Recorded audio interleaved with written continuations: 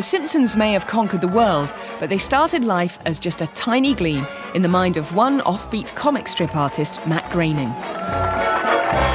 The mischievous, yellow-skinned, spiky-haired Bart first drew breath back in 1986.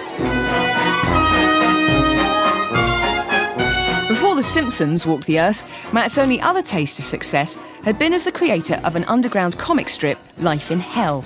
But he always knew that one day television would come calling.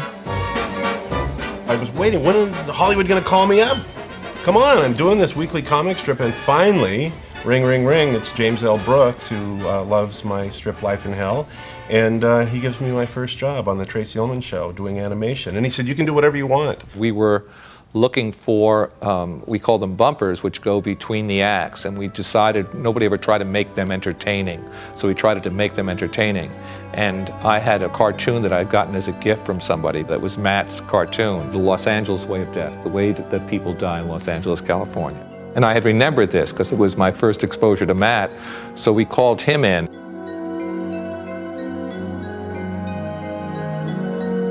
Well, The Simpsons really began in the 15 minutes that I had to prepare for a meeting with Jim Brooks to present him with my ideas. I was originally going to do my Life in Hell characters in animated form, and then at the last moment I got scared. I thought, what if this fails miserably? I'll have ruined my characters, I'll go crawling back to my weekly comic strip. So I decided to make up new characters on the spot, hence The Simpsons, named after my own family. I wasn't particularly feeling creative in that 15 minutes, so I quickly named them after my own family. I do have a father named Homer, a mother named Margaret. Marge is close. I thought Marge was a slightly funnier name, and I have two younger sisters, Lisa and Maggie. I thought if I made the main kid Matt, that would be a little too obvious, so I changed him to Bart. If you want to know why the early Simpsons on the Tracy Ullman Show look so weird, it's because I didn't know what I was doing. I just would draw little sketches to give to the animators. I thought they were going to clean them up and make them look like professional cartoons. It turns out that all they were doing was tracing my drawings. They may not have looked like any other cartoon, but The Simpsons proved so popular that Fox took a leap into the void and gave Matt his very own full-length show. To air The Simpsons, Fox had to commit $10 million to produce 13 episodes before they saw a single one. And then again, it was people producing it who had never done an animated show half an hour long. All that had been done was the shorts. Fox finally, got the idea that this would make a good series, but they were a little hesitant at first because primetime animation was something that hadn't been seen on American television for about a generation. Animation was just totally dead on primetime. Nothing had succeeded since the Flintstones 20 years earlier.